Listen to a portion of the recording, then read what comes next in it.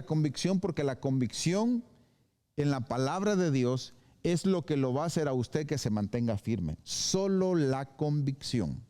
Las personas que no viven bajo convicción son personas que fácilmente, dice el libro de Santiago, son como una persona de doble ánimo que lo lleva el viento de un lado para otro. La palabra convicción significa, la convicción es pensar y actuar sobre una verdad. En nuestro caso, verdades sobre Dios. No es suficiente tener una gran teología o ser un buen practicante. Una persona de convicción actúa en su teología, obedecen lo que saben que es verdad acerca de Dios. Entonces, la convicción es pensar y actuar sobre una verdad. Eso significa convicción, seguridad, garantía. En este caso, la convicción que nosotros tenemos en la teología acerca de Dios. Para ello nos vamos a ir al libro de Hebreos capítulo 11, versículo 1. La Escritura nos habla de un versículo muy interesante. Me gusta, uno de mis favoritos. La Escritura, entre tantos que hagan. La Escritura dice, es pues la fe, la certeza de lo que se espera, la convicción de lo que no se ve. Ahora, convicción significa pensar, actuar sobre una verdad, ¿verdad? Eso es lo que significa. Si usted ve este versículo, si convicción significa pensar y actuar sobre una verdad, cuando usted lee este versículo dice, es pues la fe, la certeza de lo que se espera, el pensar o el actuar en lo que no se ve. Porque eso significa convicción, de acuerdo al diccionario. Convicción significa actuar o pensar o actuar sobre una verdad. Entonces, la actuación, el pensar y el actuar sobre una verdad que no se ve. ¿Me explico? Eso significa convicción. Entonces, cuando nosotros vemos la Escritura, la certeza de lo que se espera, la convicción de lo que no se ve. Convicción es estar seguro en que nosotros hemos creído. ¿Por qué le traje un mensaje de convicción? Porque solamente tu convicción en Dios te va a mantener firme y te va a llevar a cumplir las promesas que Dios te ha hecho. Dios ha hecho promesas sobre usted. El hecho de que usted esté aquí en la ciudad de Hastings, el hecho de que usted esté aquí en los Estados Unidos, es porque Dios trajo una promesa para usted. Cuando Dios le dice a Abraham, te haré padre de multitudes, es una promesa. Y Abraham vivió bajo esa convicción. Te llevaré a tierras prometidas. Abraham creyó esa promesa y vivió bajo esa convicción. Es la convicción que nos va a mantener firme. En las iglesias o en el evangelio entero, hay personas que estamos divididos. La doctrina divide, diga doctrina. Es de más. La doctrina siempre va a dividir. La gente dice, no, la doctrina debe de unirnos. No. La doctrina principal y básica, pero la doctrina principal y profunda nos va a dividir. ¿Por qué? Le voy a poner un ejemplo. Doctrina. La Biblia dice, no tendrás dioses ajenos delante de mí. La Biblia dice, es abominación a Jehová la idolatría. Desde ese momento que vos ves ese principio bíblico y vos sos anti-idolatría, por ser anti-idolatría, ya te dividiste al que practica la idolatría. ¿Me estoy explicando? Querás o no querás, eso es división.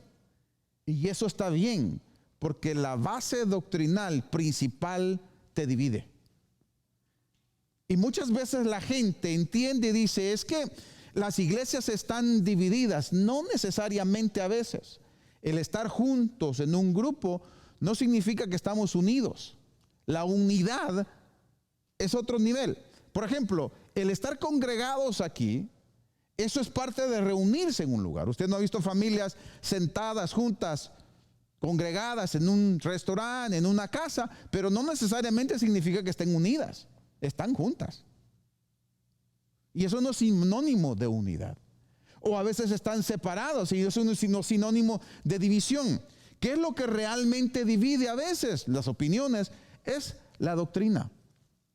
La doctrina principal te divide. Hoy en las iglesias usted va a encontrar gente que dice, es pecado que la mujer se ponga pantalones.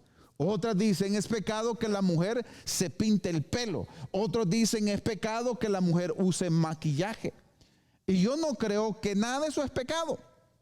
Esa es una doctrina que ni te salva ni te condena. Pero hay quienes lo creen y te mandan al infierno. A mí me han mandado al infierno porque yo tengo una maña que no sé cómo quitármela, que siempre meto la mano izquierda a mi bolsillo. Y entonces en YouTube y en Facebook me dije, mira qué falta de respeto ese pastor metiéndose la mano en el bolsillo, que no la puede quedar quieto. Otros me dicen en el Facebook y en YouTube, ese hombre que no se queda quieto, que tanto se mueve, no debería de moverse. Y esas son cosas esporádicas, ¿ok? Yo no creo que una mujer se vaya a salvar o condenar por andar en pantalones, pero hay doctrinas que sí realmente nos dividen. Y está bien. ¿Sabes por qué? Porque la doctrina bíblica es la que nos alinea al pensamiento de Dios. ¿Sí? La doctrina bíblica nos alinea al pensamiento de Dios, a la voluntad de Dios. De otra manera nosotros haríamos lo que quisiéramos. En los Estados Unidos hay leyes que ni fu ni fa, decimos nosotros. Pasarse el semáforo en rojo es un delito. Uno dice, está bien, lo voy a respetar, porque es una ley que me ayuda a la seguridad de los demás. El speed limit, está bien, lo voy a respetar porque es un ticket, está bien. Está bien, se hizo con un propósito bueno. Pero hay leyes que uno dice, está mal, como el aborto o como la homosexualidad. Entonces hay cosas que nos dividen. Hay cristianos que dicen sí, la homosexualidad está bien. Otros dicen no, la homosexualidad está mal. Y los dividen. Ves que el pensamiento y la convicción de uno te divide. Y la Biblia condena la homosexualidad. Quiere que el homosexual se arrepienta, pero desde ese momento te divide. Entonces, al vos tener un pensamiento de acuerdo a la Biblia, te va a dividir con alguien que no tiene un pensamiento bíblico. Eso, mis hermanos, se llama convicción.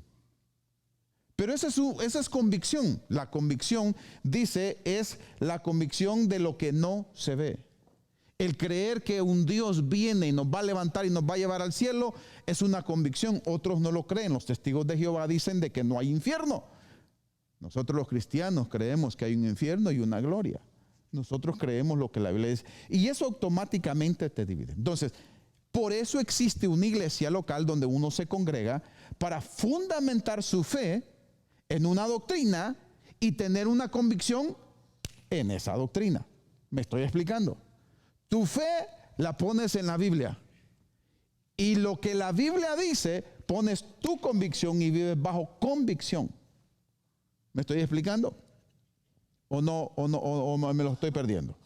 Entonces, ¿cómo tenemos que hacer los cristianos? Vivir bajo esa convicción bíblica que nosotros tenemos en la casa de Dios, lo que tenemos en la Biblia. Entonces, para ir entendiendo, hoy quiero hablarle de la convicción. Va a haber gente que va a querer quitarte de tu convicción. Y para ello le traigo un ejemplo. En San Juan capítulo 9, nosotros encontramos a un hombre que Jesús le hizo algo extraordinario. Jesús dice en la Biblia que lo sanó. Era un hombre ciego. ¿Ok? Este hombre, Jesús le hace un milagro, le pone lodo en los ojos y ahí es donde entra ese todo asunto de que por qué Jesús usó lodo, por qué no usó agua, por qué no usó Coca-Cola o Pepsi, usó lodo. Y Jesús sanó a un ciego con lodo. ¿Suena asqueroso hoy en la actualidad? Sí, porque usted sabe que hoy para todo usamos hand sanitizer, ¿verdad? Yo me imagino que en el tiempo de Jesús no había hand sanitizer. Yo me imagino que el ciego no fue y dijo, ve a la Dollar Tree, la que están construyendo ahí por el puerto, ve a esa y comprarte un botellita que es más barato que la Family Dollar.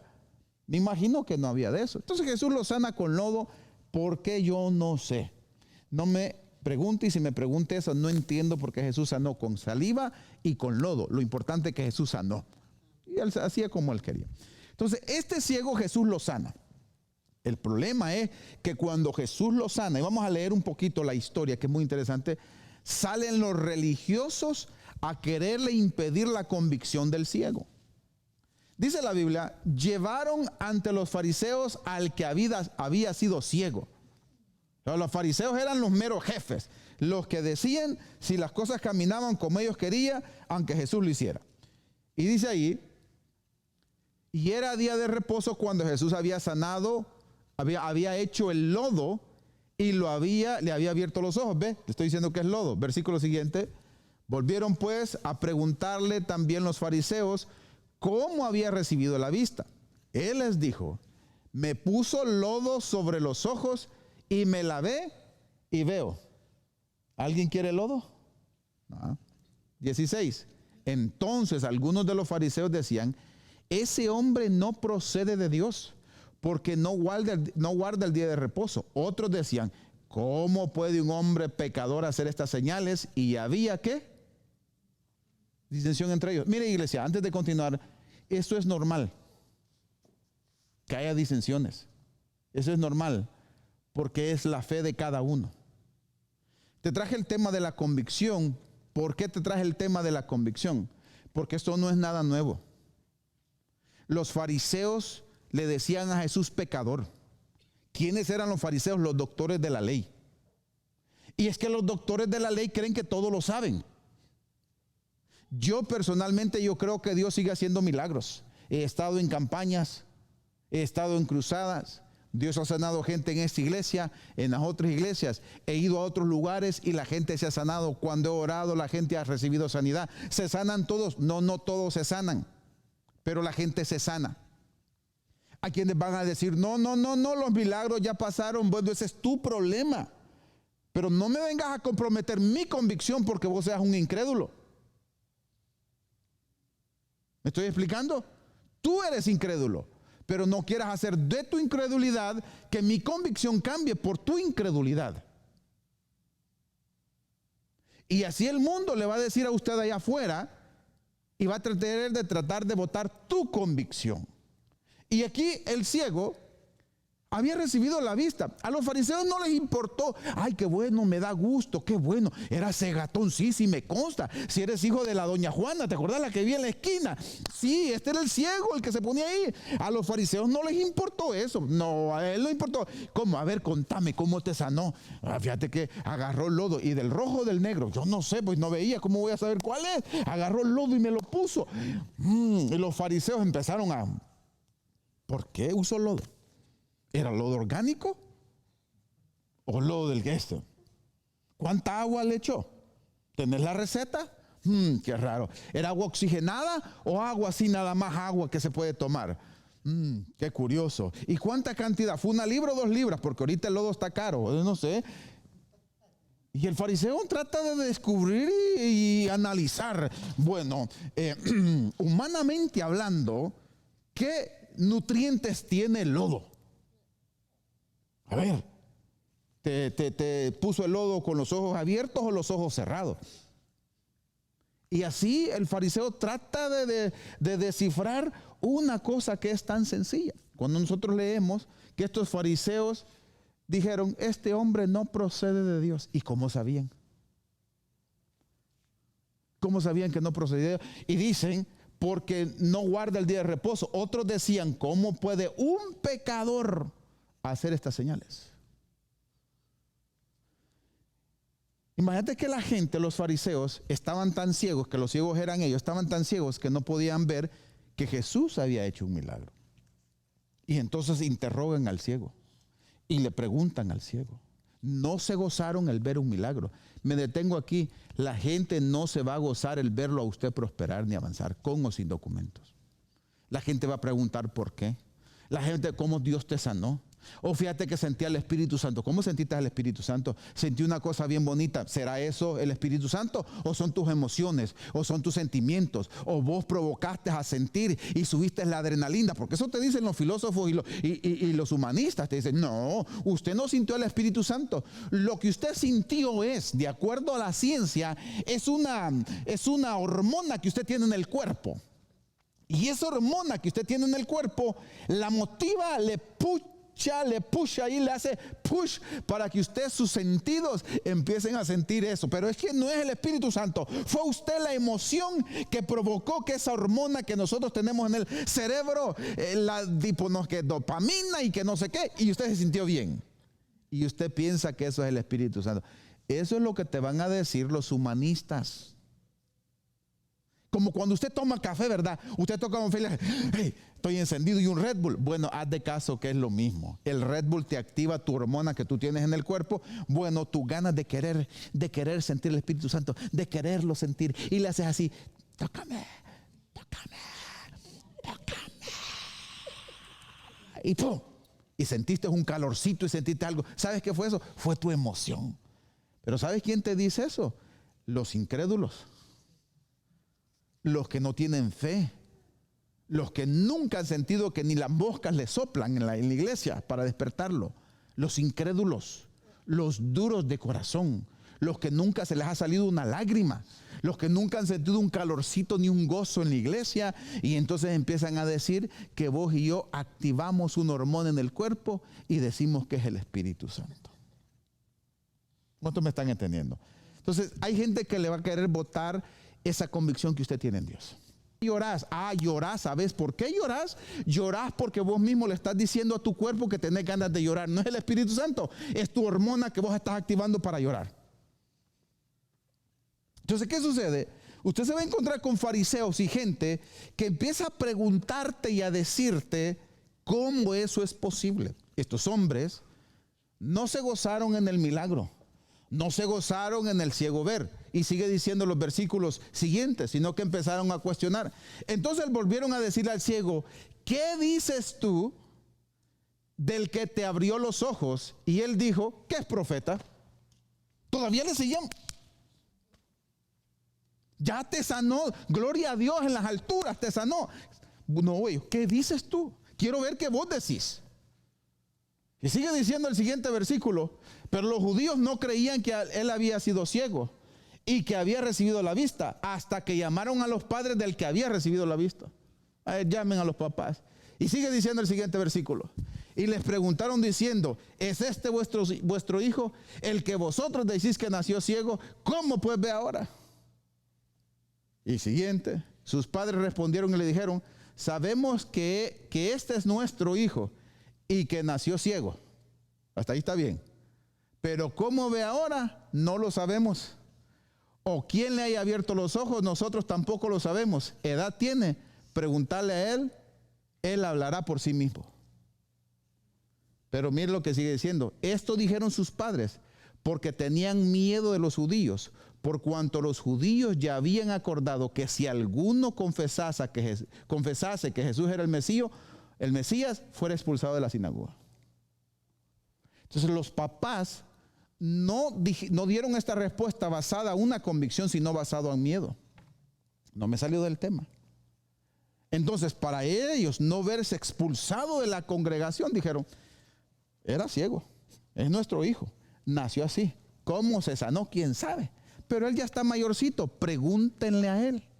Edad tiene. Y aquí dice, ¿por qué contestaron así? Porque ellos tenían miedo. Porque los fariseos ya habían dado un decreto diciendo, el que diga que Jesús sanó a este hombre, va a ser expulsado de la congregación. Así hay gente que niega la verdad de las cosas. Yo le quiero motivar a usted que cualquiera que sea que lo que el mundo le está poniendo a su alrededor, nunca cambie la convicción que usted tiene en su vida. Ay, pastor, pero mire, mire, ¿qué van a pensar de mí? Nunca cambie su convicción. Yo creo firmemente lo que la Escritura dice. Y no creo que de tu trabajo te vayan a despedir por creer tus convicciones, porque uno tiene que ser inteligente para decir lo que uno cree basado en la Biblia y le respeta sus decisiones. Yo creo firmemente que Dios aborrece la homosexualidad, aunque los gobiernos los permitan. Yo creo firmemente que Dios no ha mandado al mundo a abortar hijos. Yo creo firmemente que Dios no avala la brujería ni la hechicería. Yo creo firmemente que la idolatría, de acuerdo a la Biblia, es pecado. En esos principios que yo creo, yo me mantengo, y el mundo tiene que saber lo que usted y yo creemos. Tu convicción es más importante que lo que el mundo quiera dictaminarte. Tu convicción es más importante en la Escritura, lo que los de allá afuera quieran poner presión. Y en esa convicción usted tiene que vivir y tiene que mantenerse. Yo creo firmemente en lo que la Escritura dice. Entonces, a este hombre querían quebrarlo, querían ponerle presión, querían decirle, y andaban investigando. Los fariseos no les importa cómo tú hiciste para comprar tu carro o tu casa. A los fariseos no les importa cómo le hiciste vos para llegar a este país y cómo Dios te está prosperando. A los fariseos no les gusta ni se goza que vos estés avanzando en la vida. A los fariseos quieren saber cómo fue, por qué sucedió eso. Es que yo llegué a la iglesia y sentí la presencia de Dios. ¿Cómo que sentiste la presencia de Dios? ¿Por qué la sentiste? ¿Cuándo la sentiste? ¿Quién estaba cantando? ¿Qué canción estaban cantando? ¿Qué tono llevaban? ¿Te metieron y te pusieron medio tutureco para que ¿qué pasó? ¿Quién estaba predicando? ¿Qué estaba predicando? ¿Qué te estaba diciendo? ¿Te estaba motivando? ¿Te estaba enganchando? ¿Qué? Y así usted se va a encontrar gente que va a querer quebrantar las convicciones que usted tiene en las Sagradas Escrituras, y te va a querer votar para que vos, de alguna manera, como los fariseos, empiecen a querer establecer y imponer su ley. Porque al fariseo no le importa que vos prosperes. No, al fariseo le importa es cómo sucedió, por qué sucedió. Y lo que ellos querían era aprender a Jesús, y aquí lo encontramos. Amenaza. Si vos decís que Él te sanó, te vamos a expulsar de la iglesia. Sí, porque es que ese hombre es pecador. Y así usted se va a encontrar. Yo quiero decirle antes de continuar, no se dé por vencido en la vida. Te van a burlar. Le van a decir a usted a la iglesia, usted va a que ese hombre lo engañe, a que le mienta, a que le lave el cerebro, a que él se sienta dueño de ustedes. Pero su convicción le va a enseñar a usted que si la Biblia a mí me da un principio y está en la Escritura, duele, pero es la Biblia, es la palabra de Dios. La Biblia dice, los borrachos no van a entrar al reino de los cielos. Viene un borracho y se me acerca a mí, yo soy muy bueno, yo merezco el cielo. Usted le va a decir, no, pero mira, yo ayudo a niños en África. Sí, pero los borrachos no van a entrar al reino de los cielos. Pero yo soy tu tío, te voy a ser mi padre, pero no puedes entrar al reino de los cielos. Convicción es mantenerte firme en lo que Dios dice en la palabra y no doblegarte ante nadie. ¿Me estoy explicando? Es por eso que cuando nuestras convicciones no combinan, tenemos un problema. Con alguien hablaba yo ayer, sábado.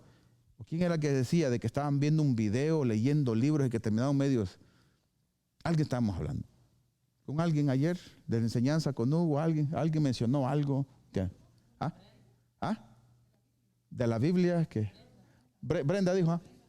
Ok, bueno, para ver que entonces cuando usted toma comida de todas partes, va a agarrar un diferente sabor. Va a decir, me gusta esto, me gusta esto. No es malo comer, pero hay comidas que te van a hacer más daños que otras. Cuando usted se mete en YouTube a ver cosas, te van a trastornar, te van a enfermar en Facebook y va a terminar todo atravesado. Cuando usted viene a la iglesia el sábado y el domingo, y esto lo vengo diciendo desde que yo tengo uso de razón aquí en la ciudad de Hastings, viene y se sienta y la doctrina te voy a poner como ejemplo, la doctrina de, ¿cómo te llamas? Es una broma, la doctrina de Jenny. Está sentada Jenny en la iglesia con un pastor pentecostal hablándole, ella con una mentalidad adventista.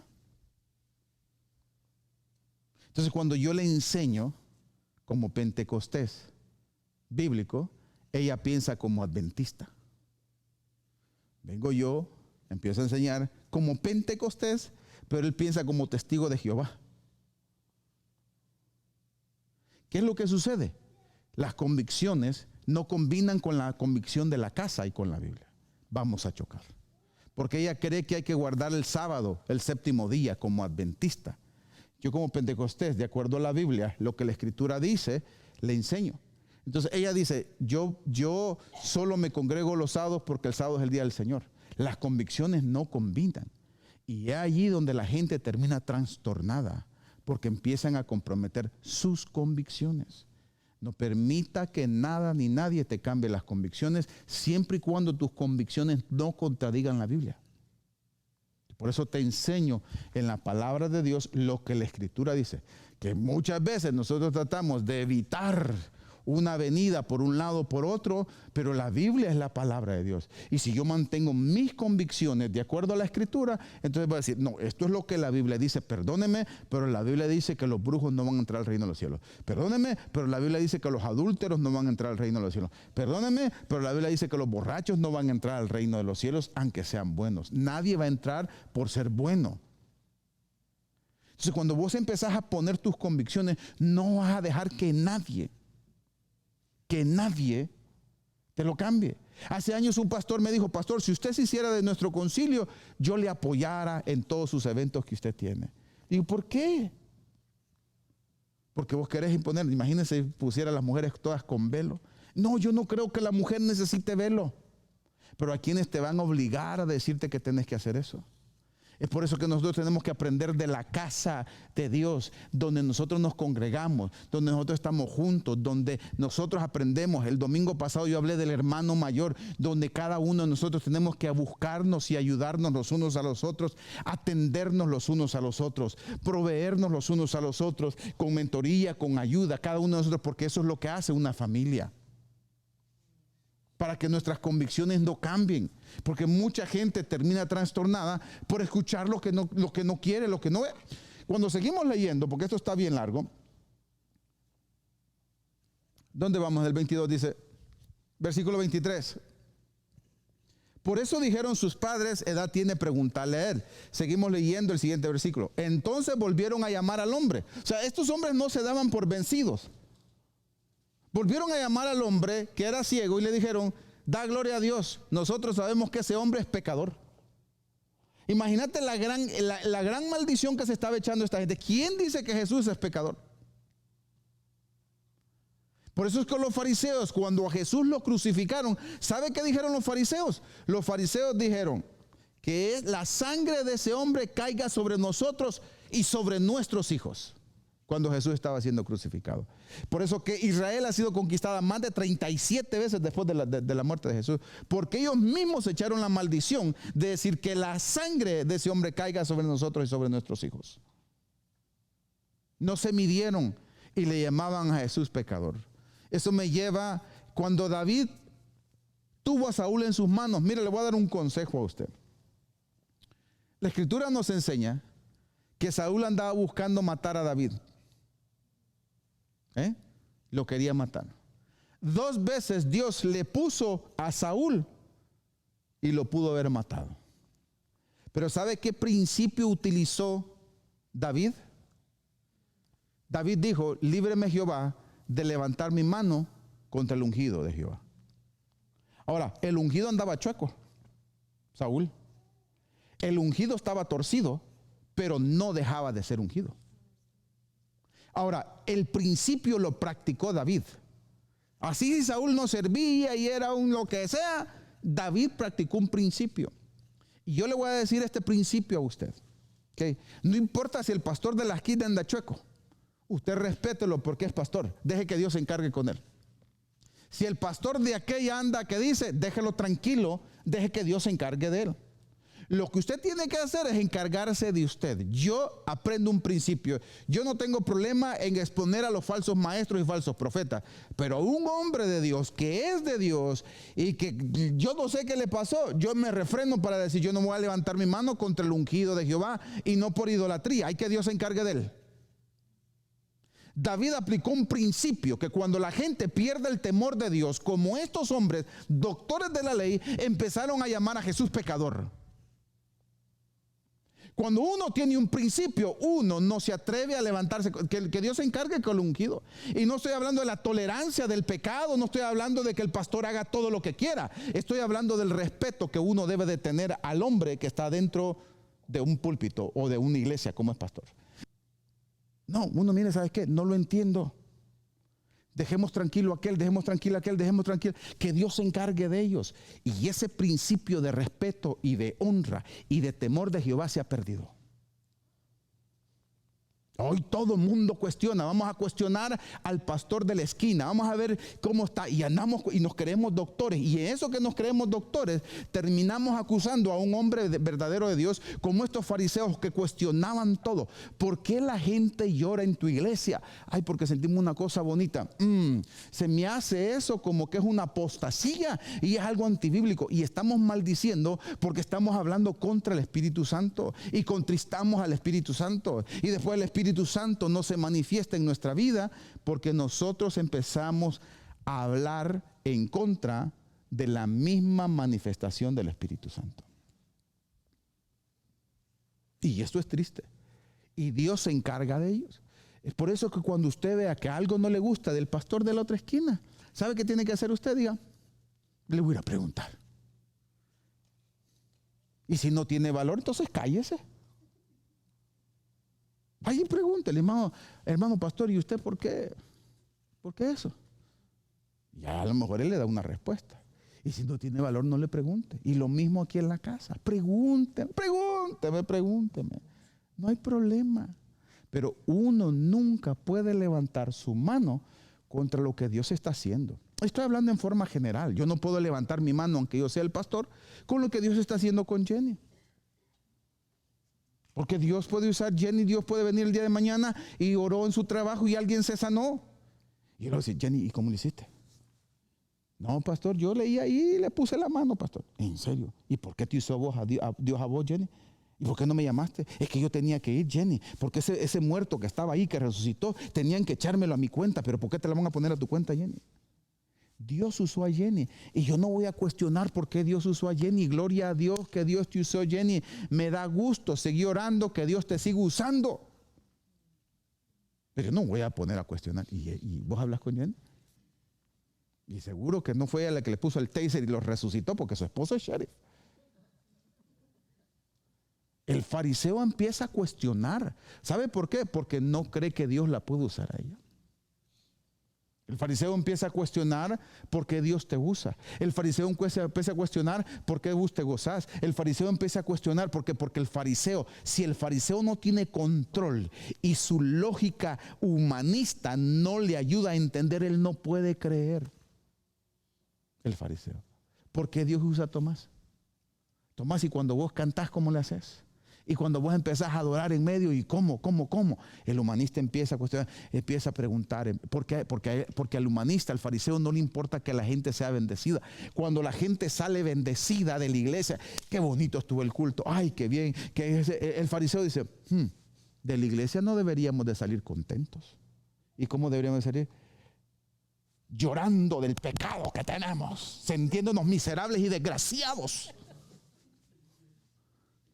Así dice el fariseo. El fariseo dice, usted no puede salir contento de la iglesia. No, usted tiene que sentirse desgraciado y miserable porque es pecador. Ups, ya asusté al chiquitín. Y el fariseo empieza a cuestionar así. Ay, hoy me gocé en la alabanza, hay un brillo en mi rostro y salí contento porque el mensaje o la alabanza, lo que sea. El fariseo siempre va a cuestionar el por qué te gozaste, por qué, cuando deberías de salir triste, afligido, frustrado, porque sos un pecador. Estos hombres empezaron a blasfemar contra Dios. Entonces les cierro este pensamiento. Nunca levante su mano contra los pastores, contra los ungidos. Déjenlos que Dios se va a encargar. Dios los va a matar. Déjenos nosotros tranquilos que Dios nos va a matar a nosotros. Déjenos tranquilos. Dios debe encargar del buen pastor y del mal pastor. Entonces, yo no le digo esto para que usted tenga miedo y diga, ay, no hay que decir nada en contra del pastor Oscar. No, usted puede preguntarnos todo lo que usted quiera y con gusto nosotros le contestamos. Lo que nosotros no podemos hacer es poner un pie para que un hombre de Dios tropiece, una mano para querer golpear a quien sea. Ni nosotros como pastores podemos con usted. Me estoy explicando el respeto y la ayuda. Me acuerdo de ese testimonio y digo, Señor, gracias. Porque nosotros si algo hemos enseñado en la iglesia es a respetar a los demás pastores, así tengan sus errores y sus defectos. Pero uno no puede ir de lugar en lugar, levantándose. ¿Sabe qué es lo que pasa? Cuando la gente se levanta, llega un momento donde Dios dice, hasta aquí llegaste. Hasta aquí yo te pongo un paro. Porque mis siervos no te han parado, pero yo sí te voy a parar y te voy a poner en tu lugar.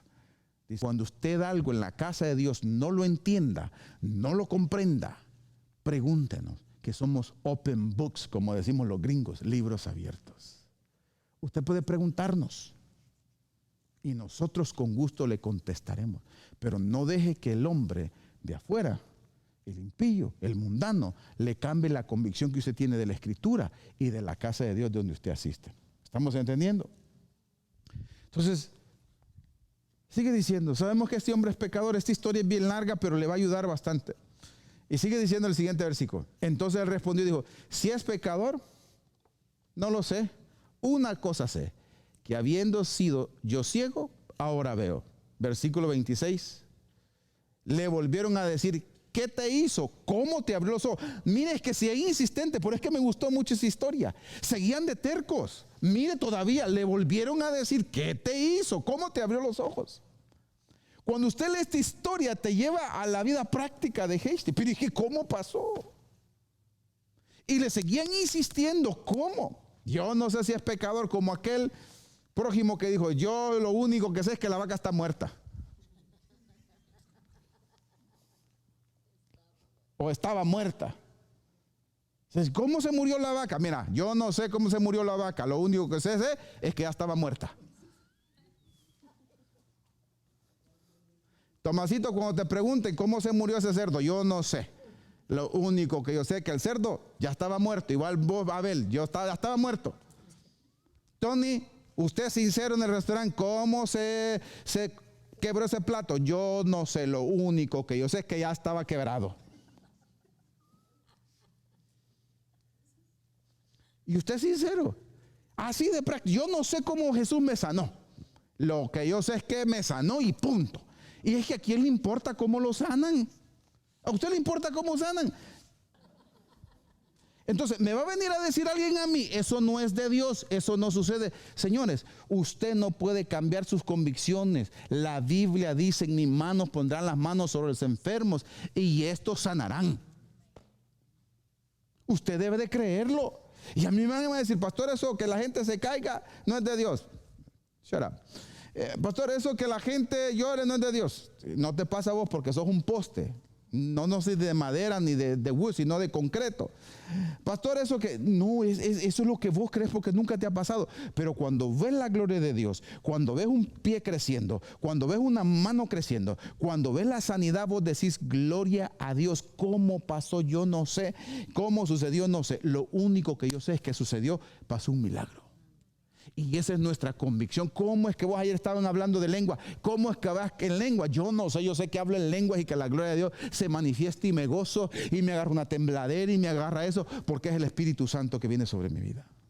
Pero el hombre va a querer cambiarte la convicción que vos tenés. El hombre va a querer quitarte el fruto que Dios está dejando en tu vida. El hombre impío va a querer quitar la sensibilidad del Espíritu Santo. Cuando vos adorás y levantás la mano, el Espíritu Santo empieza a bendecirte y vos empezás a decir gloria a Dios y empezás a hablar en lengua y empezás a adorar, a decir gloria a Dios y siento un calor y siento un fuego y siento una presencia y la gloria de Dios empieza a fluir y vos no entendés por qué ni cómo, pero vos sabés que sentís algo sobrenatural.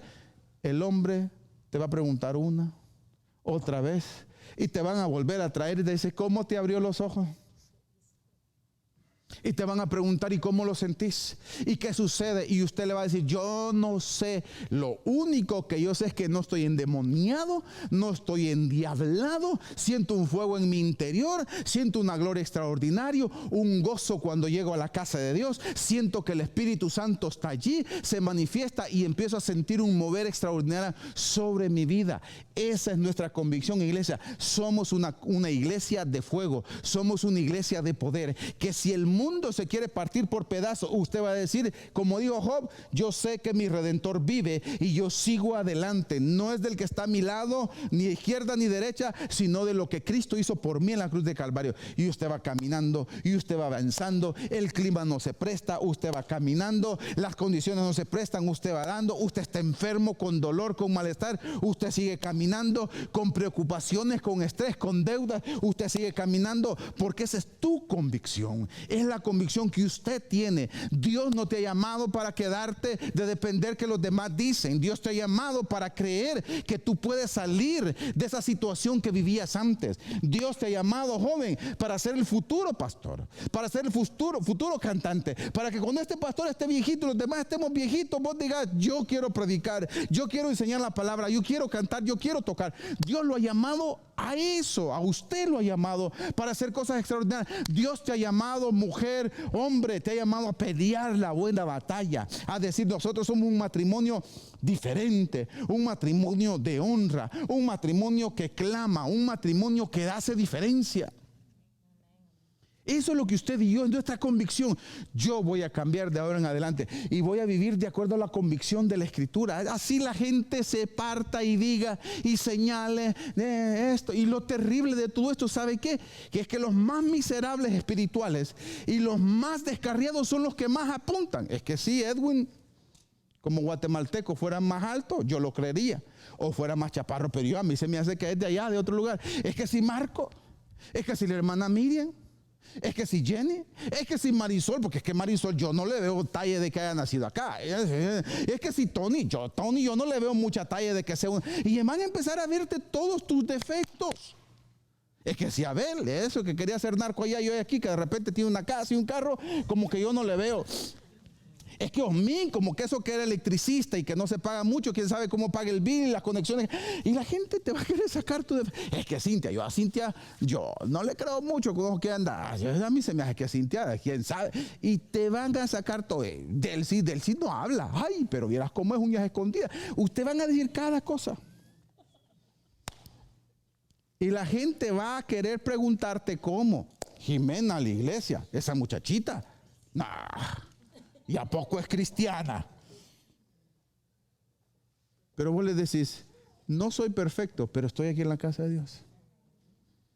Tengo mis errores, mis rollos, pero estoy en la casa. No deje que nadie le impida avanzar en la convicción que usted tiene en la palabra de Dios. Dios nos ha llamado a cosas grandes. Le termino con esto. Hace muchos años, mi mamá y yo, Dios nos llamó a ser evangelistas, hacer trabajo misionero.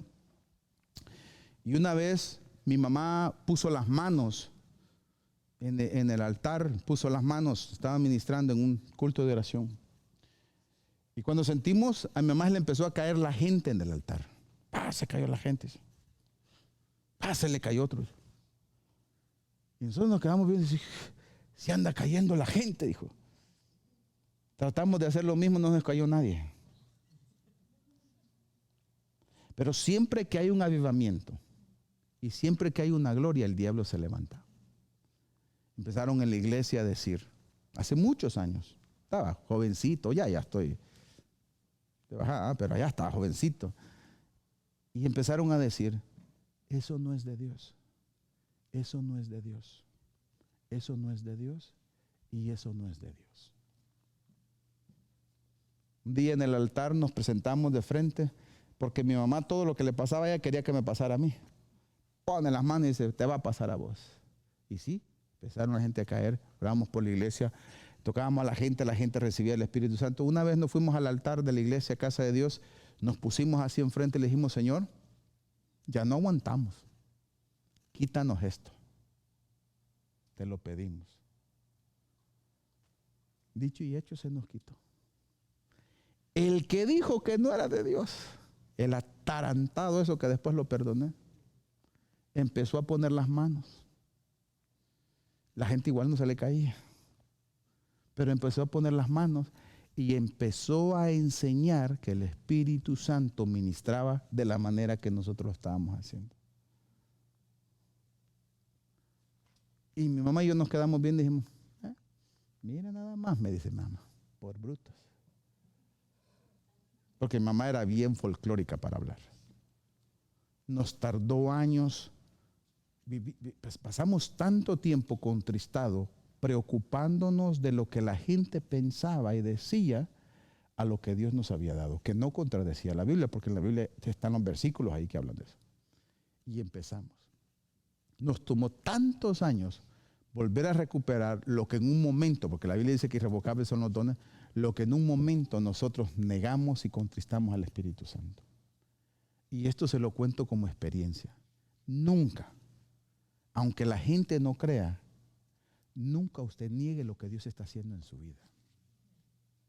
Porque viene un tiempo de tristeza y de soledad, que nosotros teníamos el fuego y el impulso de orar por la gente, pero a la misma vez sentíamos ese golpe y esa tristeza de que nosotros habíamos rechazado el Espíritu Santo.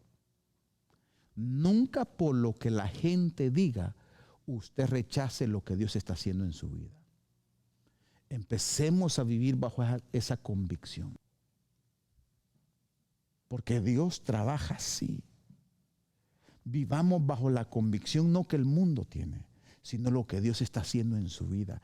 Vaya a su casa y en su casa usted empiece a decir, el diablo no entra en mi casa. El pecado no entra en mi casa. Aunque el mundo diga lo contrario, aquí no entra la brujería, aquí no entra la miseria, aquí no entra la pobreza, aquí no entra la desgracia en el nombre de Jesús. Y usted pone sus manos en los dinteles y la gente dice, ay, pero en el pueblo de Israel, usted no le importa eso. Usted pone y dice, aquí esta casa es bendecida, aquí vive Jehová, aquí hay presencia de Dios y aquí no entra la miseria, ni la pobreza espiritual, ni la mortandad espiritual.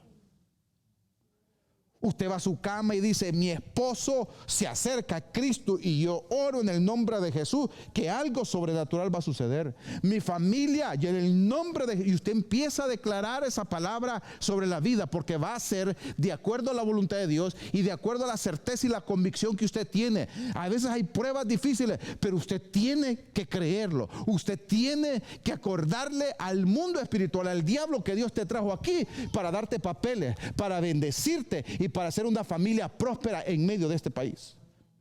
Usted tiene que acordar, yo me vine de El Salvador con promesa y la promesa tarda pero se cumple. Usted se vino de su país con promesa, tarda pero se cumple. Usted no tiene que darse vencido a pesar de que los fariseos vengan y te digan, ¿y cómo sucedió?